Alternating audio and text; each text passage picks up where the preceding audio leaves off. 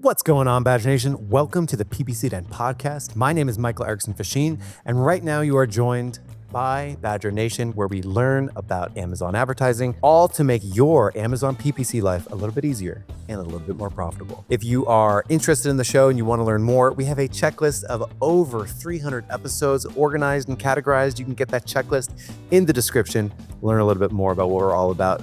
Today, we have a special treat. My dear friend and incredibly talented marketer, Sean Stone, is on the show, and we're going to be touching on two things that you can do to really maximize Q4. Let's jump into the show. Sean Stone, welcome back to the pod. How are you? How's life in California? Life is pretty good. I'm happy to be here. Thanks for having me. And how's your Amazon life? Pretty great, actually. I feel like there's a lot to be excited about right now. So I feel like it's never been a more interesting time to be selling on Amazon. There's so many new opportunities, so many great things you can be doing. I'm sure it's confusing for a lot of people, but I think it's never been a better opportunity than it is today. Before we get into it, do you ever think about merging these two things, meaning merging your Amazon life and your personal life? Like I see a surfboard in the background, potentially selling surf wax, surfboards, so on and so forth. Like, have you ever thought about merging these two interests of yours? So I usually have two or three brands I've got percolating in the back of my mind. And right now, my wife has made me promise not to start any brands. I need to focus on my agency for now. But trust me, I have many ideas for great brands, mostly in the snack space, but I do like the idea of surf wax. I like a lot of different surf items. So there are a lot of things that I'm interested in selling. You know, one of my first forays into the world of digital marketing was with the website Surf Science. It was really cool because it was like a content site about different kinds of surfboards, how to surf, what kind of surfboard you should get based off your skill level and like what kind of waves you'll be surfing, all this stuff. Coolest part, I got a lot of surf stuff sent to me, which is really cool. All right.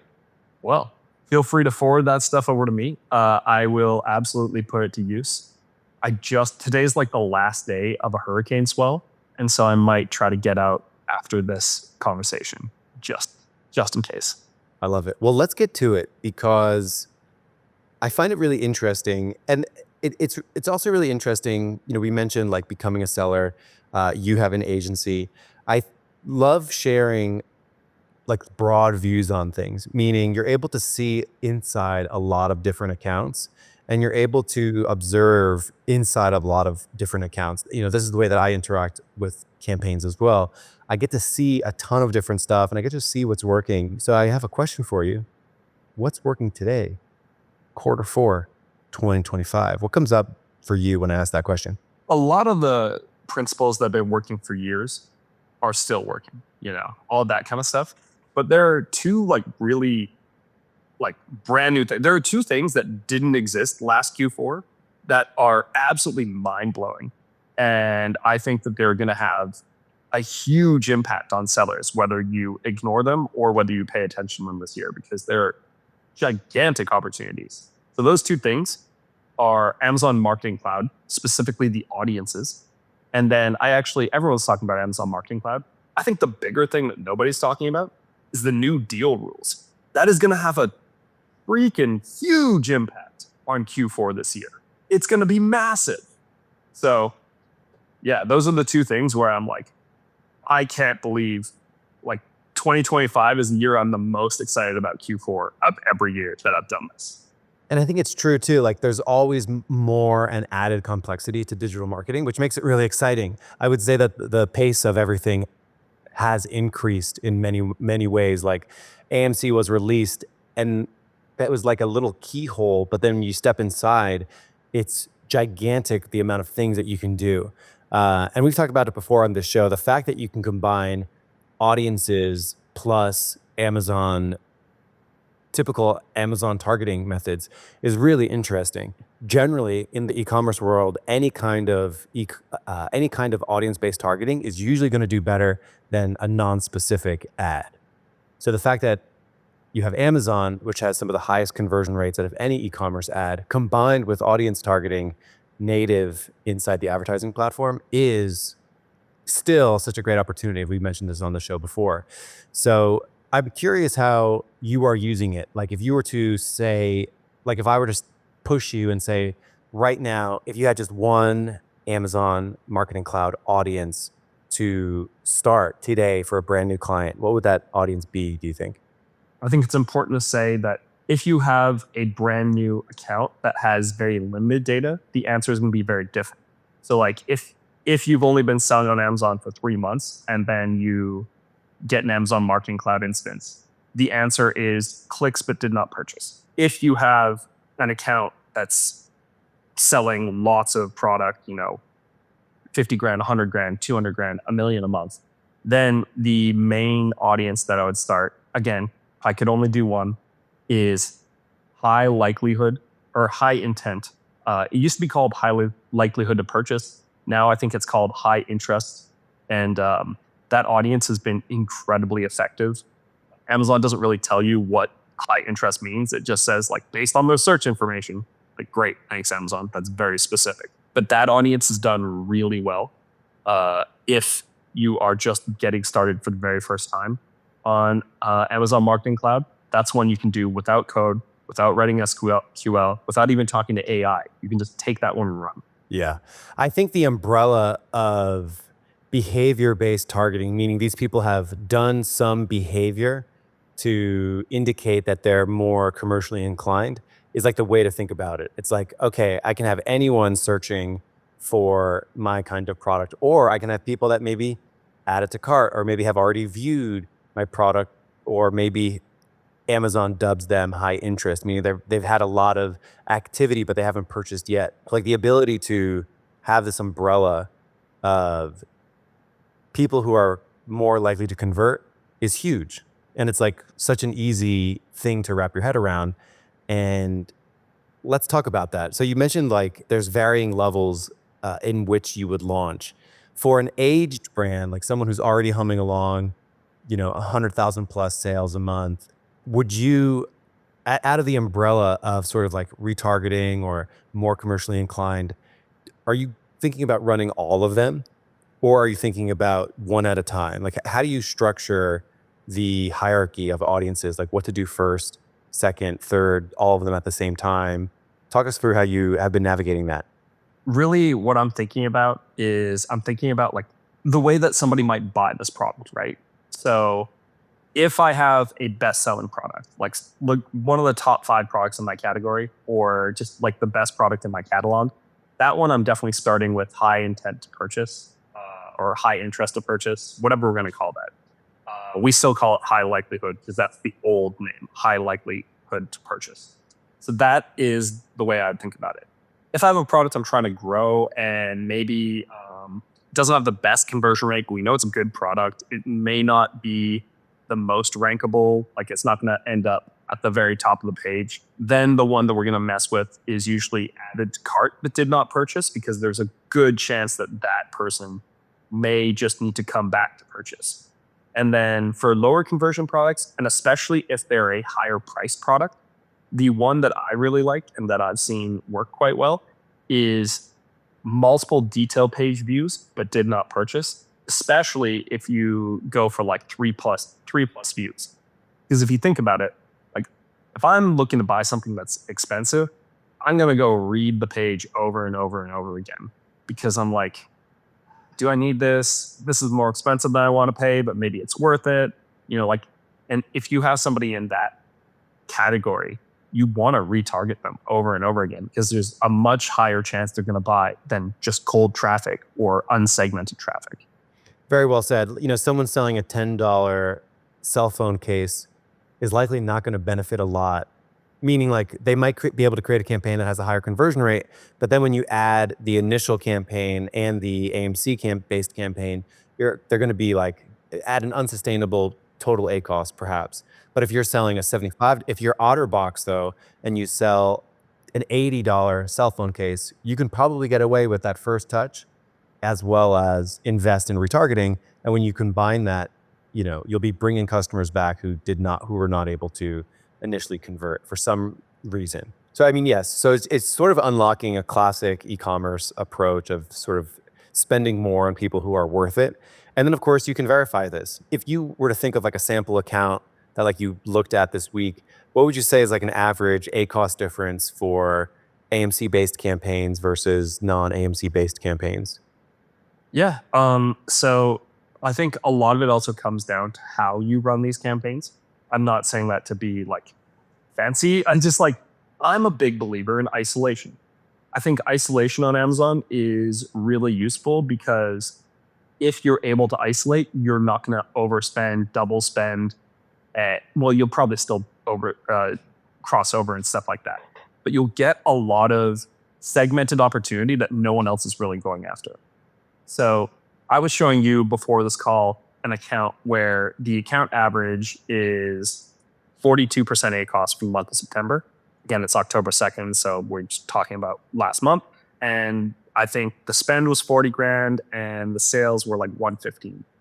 And then we segmented just the Amazon Marketing Cloud campaigns. And the ACoS was 23% and the sales were like 33 grand. So I think we spent 7 or 8 grand on those campaigns. And really, like the reason we were able to get away with that was a couple of things. We hyper segmented the audience in all those campaigns. So if you look at like the audience tab, all the spend is going, like basically the campaign total and the audience section are basically the same, or within 90 to 85% usually, except for impressions.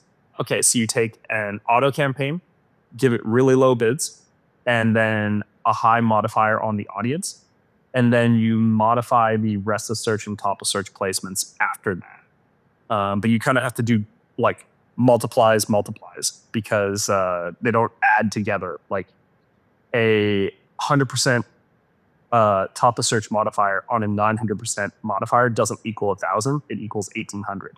And that was tough to wrap our heads around at first because you're kind of doing like double placement optimization. Once we figured that out, we started playing with it and we realized that there is so much opportunity on Amazon in these audiences, especially like people used to always talk about like, oh, the long tail keywords. There's so much opportunity in the long tail keywords.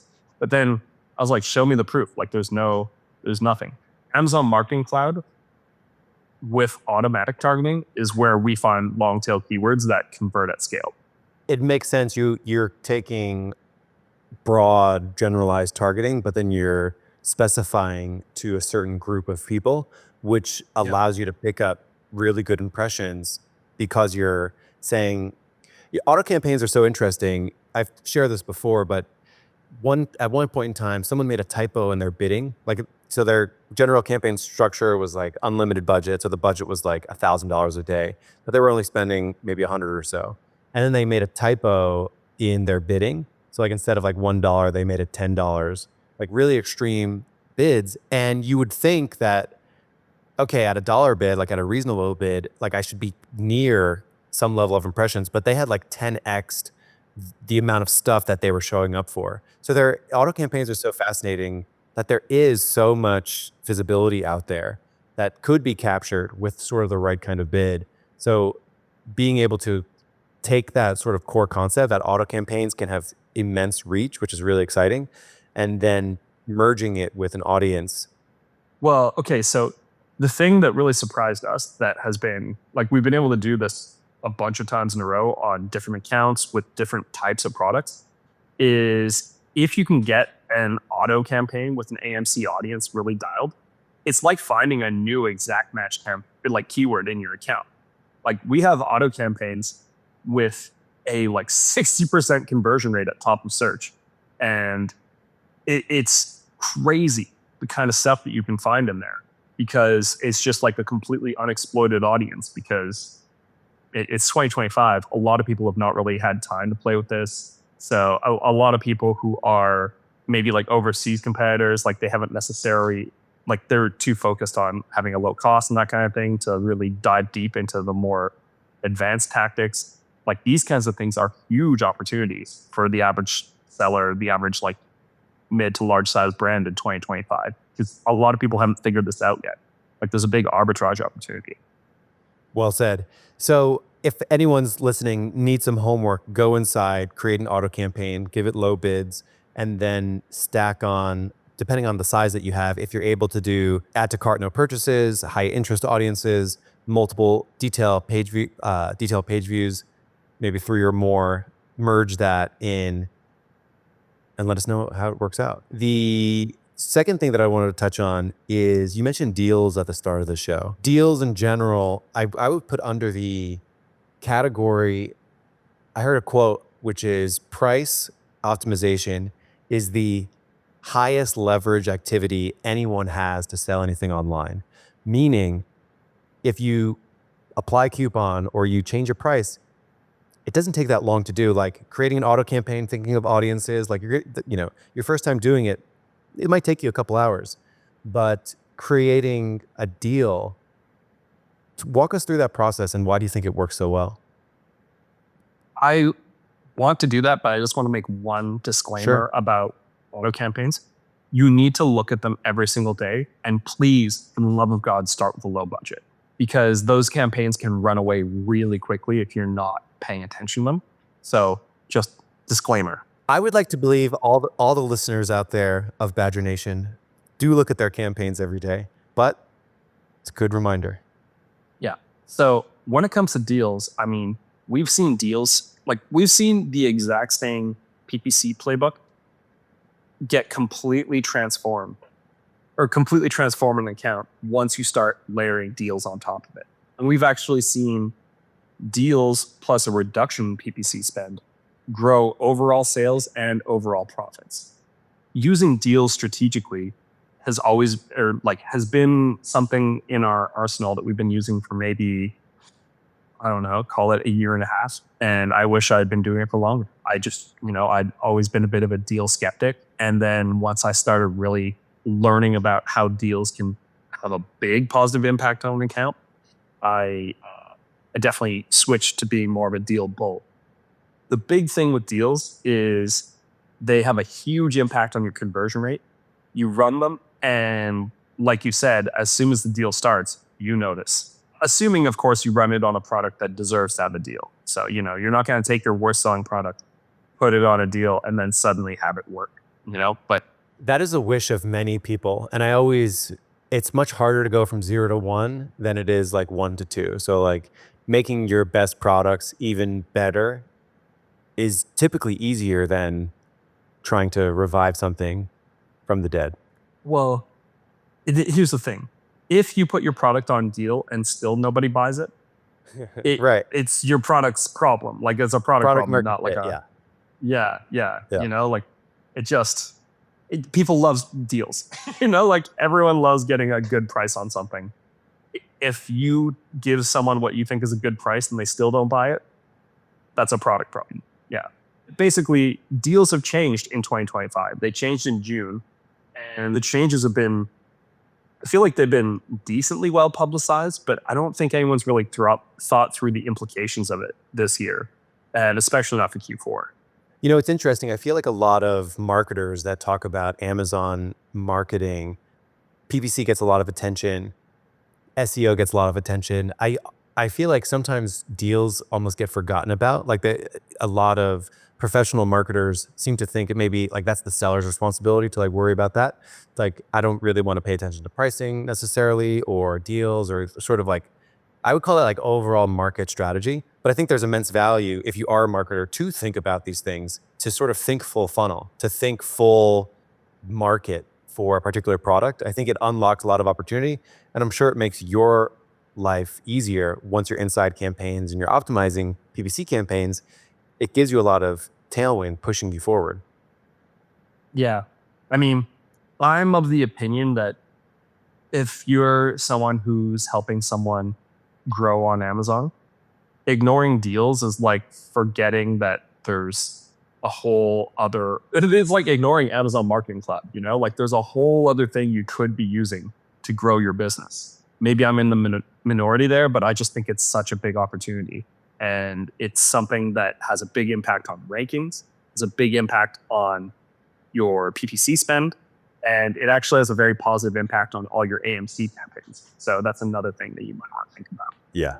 Again, the agencies that I see grow the fastest and do some of the best work are the ones who do think full funnel. They sort of like want to take responsibility of all these pieces, because they know that, a company doesn't hire me for like to change bids or like create a campaign. Like, it's the outcome of all those things. So it's like, how can you improve the outcome top to bottom? So anyway, it's cool that you're mentioning it, and I'm happy that we're talking about it. And there were some changes in the way that deals were structured. Talk us through that. Yeah. If I misspeak on anything here, my apologies. I'm just, I don't have my notes up in front of me. So normally when I'm making deals, I have notes up, or like a little thing where I'm like, all right, just checking. Something I believe about Amazon marketing is that it is impossible to know every single bullet point on every single page that Amazon has. We did a study in our Wednesday mastermind. I don't know if you remember it, but I went through every single page that you could look at inside Seller Central. It's like 125 pages. And there is no way that and it changes all the time. New pages are coming, some pages are being phased out, the pages themselves are changing.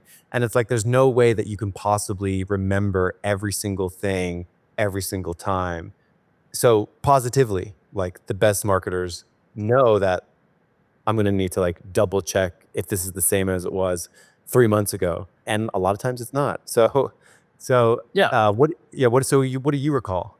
Basically, the way that they charge for deals has changed, and the total number of days that a product can be on sale has changed. So the way it used to work is that you used to be able to run one best deal and then 3 lightning deals over the course of I think it was 28-day period or 30-day period. I can't remember which. And then what they recently did was they switched to, you can run up to 14 days worth of deals over that same time frame, whether it's 28 or 30 days. And that can be broken down as one 14-day deal, or it can be broken down as like 14 one-day deals spread out over a 28 days. So you could have a deal every other day if you wanted to, which would be kind of weird. I don't think it would be good, but who knows? And so the main thing that really, like, what does that mean? Well, that means that for the final 14 days leading up to Christmas, your best product could be on sale for all 14 days. The final 14 days of the shopping year before the shipping cutoff for Christmas, or holiday shopping cutoff to be more inclusive, is usually, so I looked at it, I think it's going to be the 9th to the 22nd this year. So theoretically, you could have a product on sale for all 14 of those days this year. Now, Amazon's going to charge you more money than they would in previous years for it.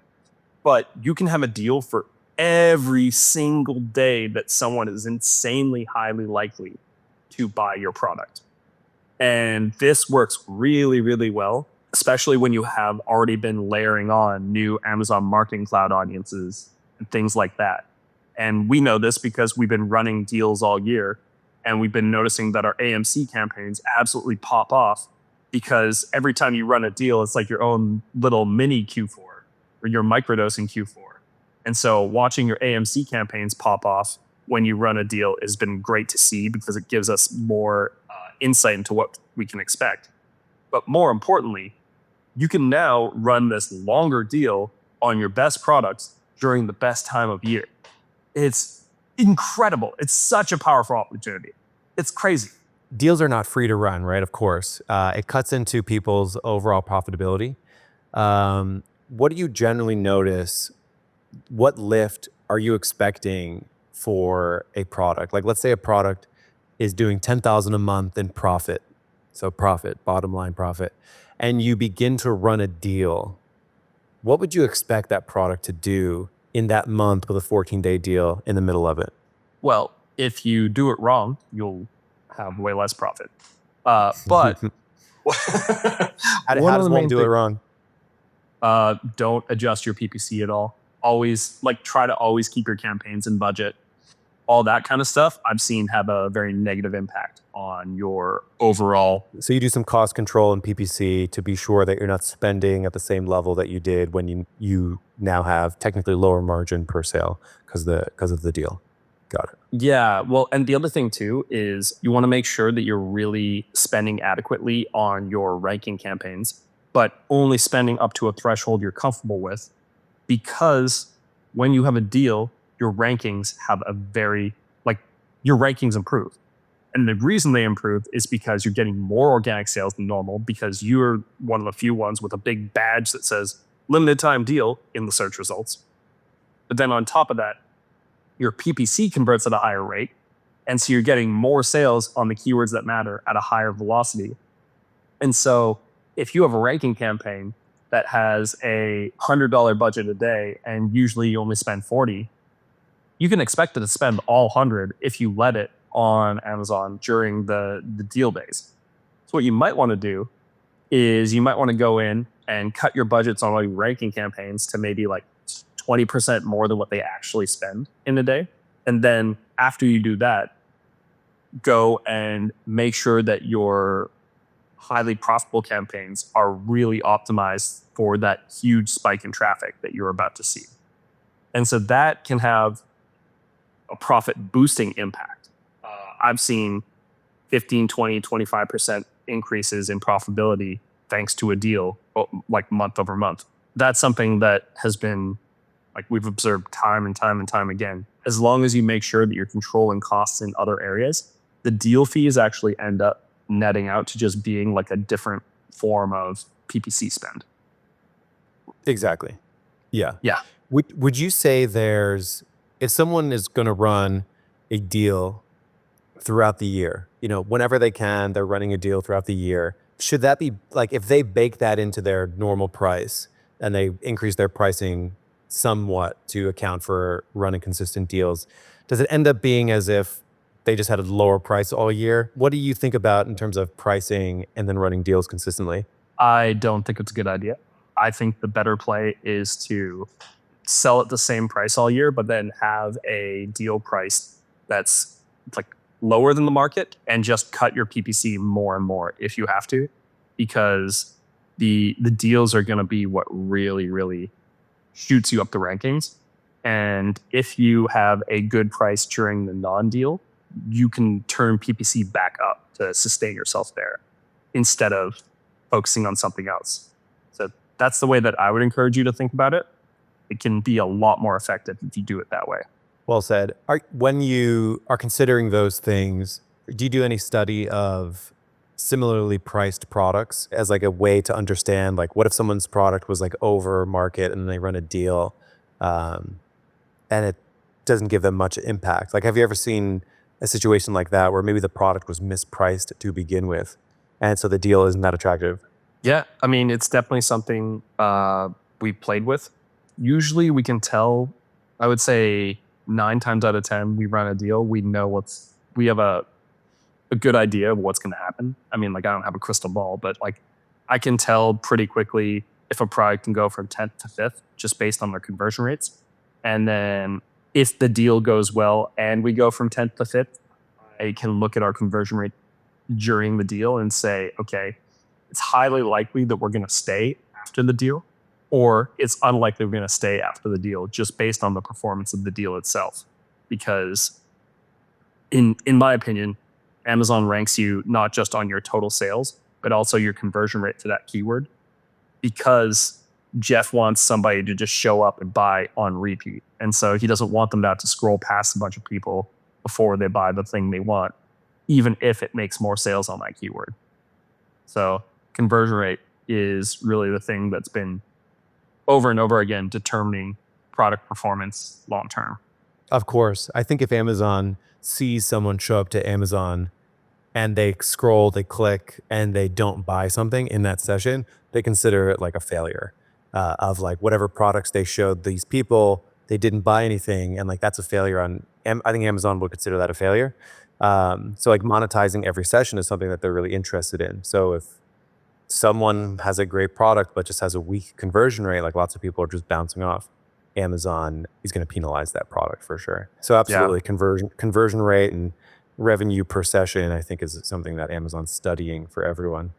So Sean, we have two topics that we cover today. Being sure that you give the bottom of funnel people the attention they deserve. So use Amazon Marketing Cloud, target these people with add to carts, no purchases, multiple detailed page views, no purchases, high interest audiences, and then layer that in an auto campaign. Be mindful of your budgets there, be mindful of your modifiers there, your bid modifiers there, and such a sweet period of time to run those deals during peak Q4, which I always consider to be the month of December. I think people should get way more excited over December than even like Black Friday. I just generally feel that the entire month of December always works out to be incredibly strong. So like giving that a bump with deals, absolutely awesome. And I think you said this year it's going to be like December 9th to the 20th?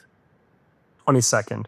22nd. Again, this is if the Q4 shipping cutoff is December 22nd for most of the US.